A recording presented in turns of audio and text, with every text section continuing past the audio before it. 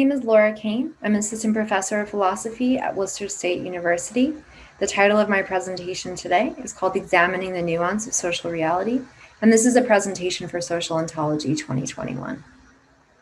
Prominent accounts of collective intentional activity explain the nature of social groups by virtue of a specific criterion, goal-directedness.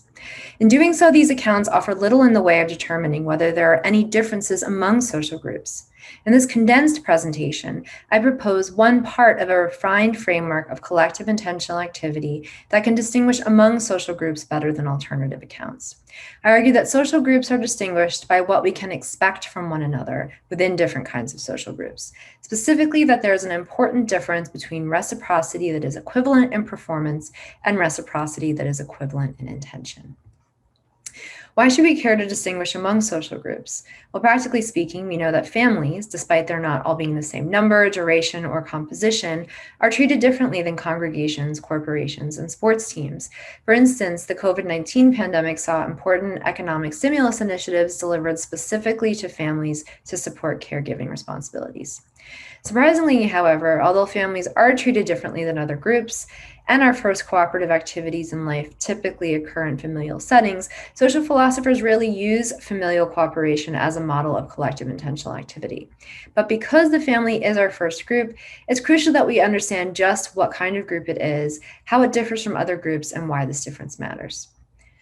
Bennett-Helm argues that existing accounts of collective intention and collective activity are ill-suited to make sense of social groups that are based in stable emotional attachment because these accounts are intended to cover many different kinds of social groupings, including one-off dyadic cases where attachment doesn't even have a chance to take place. As such, these accounts fail to distinguish between what Helm calls plural intentional systems and plural robust agents. According to Helm, a mere intentional system, such as a chess-playing computer, is a creature that is intelligible as having goals and pursues these goals by virtue of displaying a projectionable pattern of instrumental rationality in its behavior. So a chess-playing computer has the goal of winning the chess game by virtue of its behaviors being, by and large, rational attempts to achieve the goal.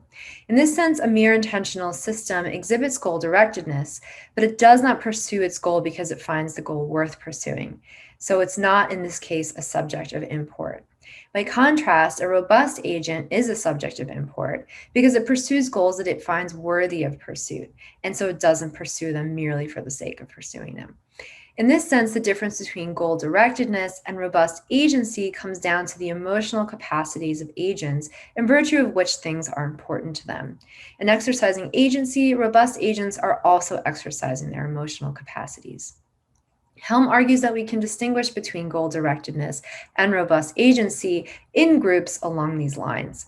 We might understand plural intentional systems as those kinds of groups that have goals they pursue for instrumental reasons only. Even if the members of such a group have their own personal reasons for finding the group goal worthwhile, the group itself does not pursue the goal for any group-determined reason of import. So the members of a plural intentional system collectively behave in ways that advance the group goal. For instance, by deliberating about the best steps to take to achieve the goal, without ever evaluating whether the group goal is worthy of pursuit. Likewise, we can understand plural robust agents as those kinds of groups that have goals they pursue because they're worth pursuing to the group, by virtue of what the group as a whole finds important. So there will be some things that have import to the group as a whole, and this shared evaluation will motivate group activity.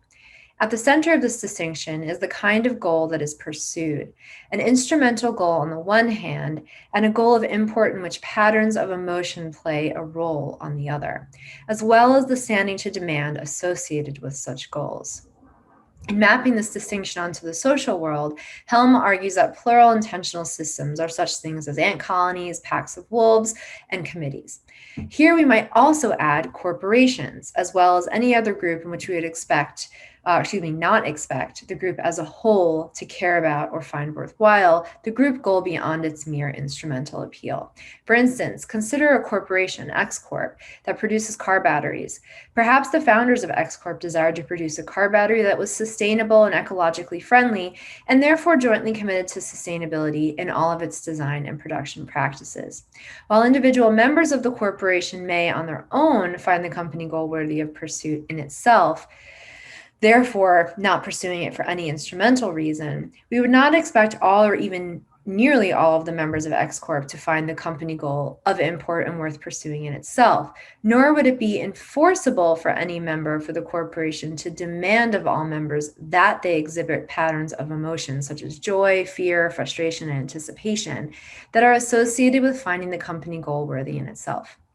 Many of the members will have taken employment for instrumental reasons, a reliable salary or valuable experience, networking opportunities, while others might not even be aware of the company goal at all, perhaps those who are employed as mail receivers, custodians, or caterers. Even if the company goal was to generate profit to sustain itself, it's likely that a significant number of members would not find this goal worthy of pursuit in itself and would continue to pursue the goal for instrumental reasons, like their salary. Our intuitions make this clear. If the company were to begin to lose profitability and salaries were eliminated completely, members of X Corp would not possess the standing to demand of one another that they continue to work to sustain profit without compensation. That is, there's no standing to demand compliance for non-instrumental reasons. While plural intentional systems are indeed goal-directed, such goals are primarily pursued for instrumental reasons, and any standing to demand that group members possess within a plural intentional system exists insofar as these instrumental reasons continue to exist. By contrast, Helm argues that joint activities with robust plural agents are motivated primarily by goals of import, and expectations for continued performance do extend to projectionable patterns of emotion that are associated with such a shared evaluative perspective. Helm notes that the shared evaluative perspective is one of care. The members of a plural robust agent can be expected to care about things, including the group agent itself, and can be held accountable for so caring. The strength and stability of this kind of group depends not only on goal-directed activity, but also upon each member's exhibiting the right emotions in response to the success or failures of the group's activities. In this case, each member of a robust plural agent has a standing to demand of all the other members that they exhibit these patterns of emotion that are associated with caring for the group goal. With this criterion in mind, we can also distinguish among plural robust agents. For certain kinds of plural agents, the group members are expected to care about one another as constitutive members of the group, in addition to caring about the group goal, since the strength and stability of the group is also of a concern to all group members. Momentarily, I'll talk about families as being this kind of group. On the other hand, while we might expect members of a club or a congregation to exhibit patterns of goal-directed behavior and patterns of emotion that are associated with caring about a group goal, for instance, members of a professional baseball team would ordinarily expect every one of their members to care about their team winning games.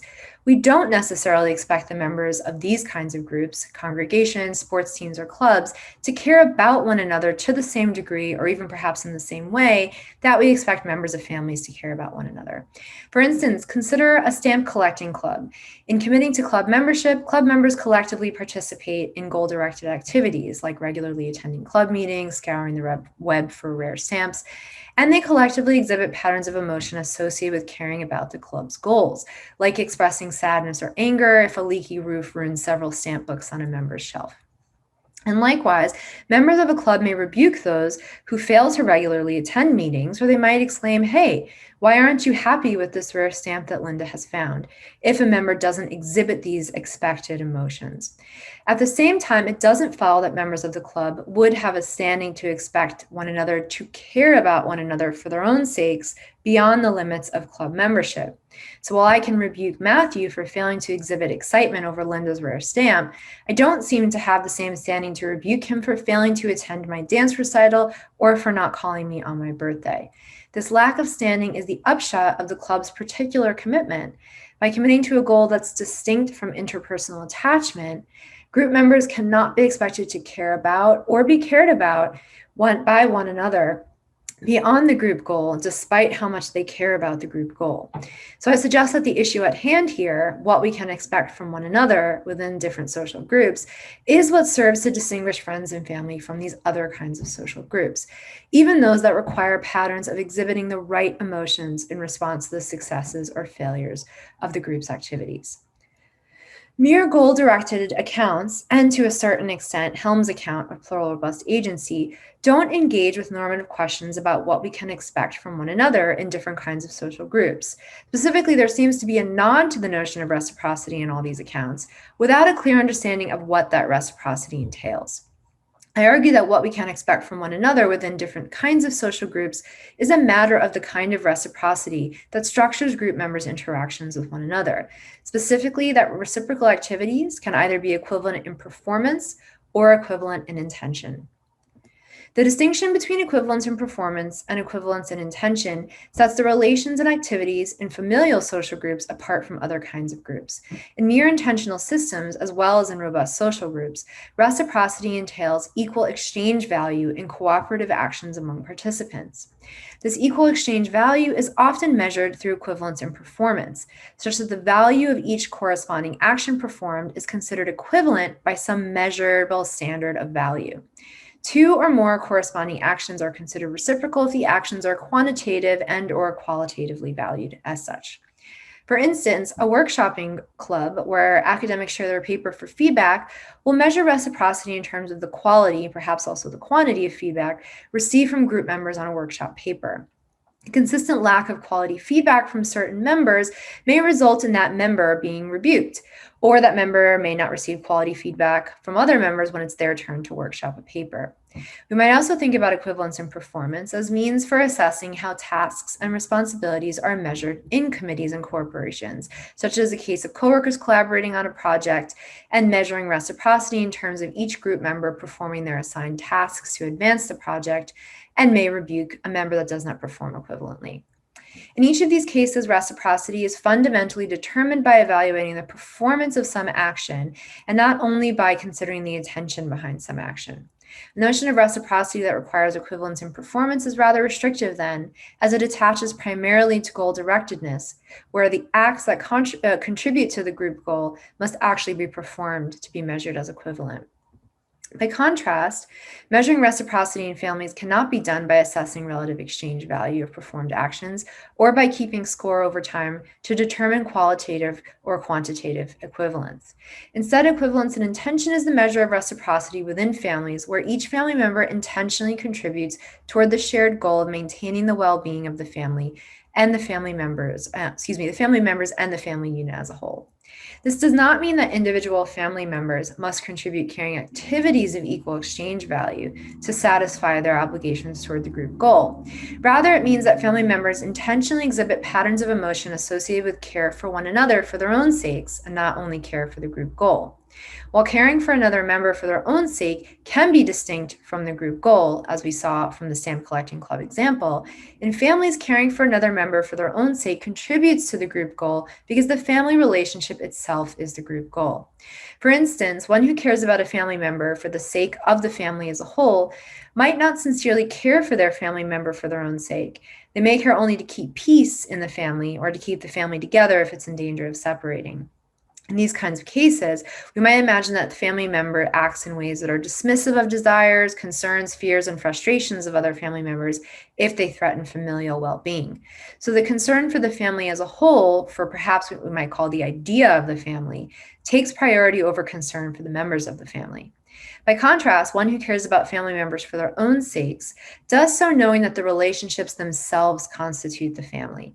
So these caring relationships work toward the group goal because the well-being of the family as a whole depends upon the well-being of the relationship among its members.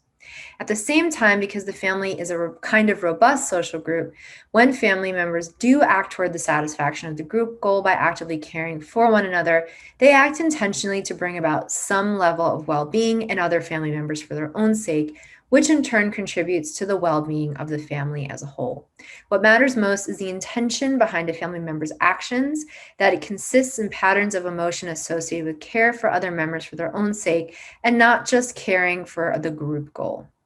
Because individual family members require various levels of support at different times or are able to contribute in different levels at different times. So the capacities and capabilities of family members may vary to a great degree.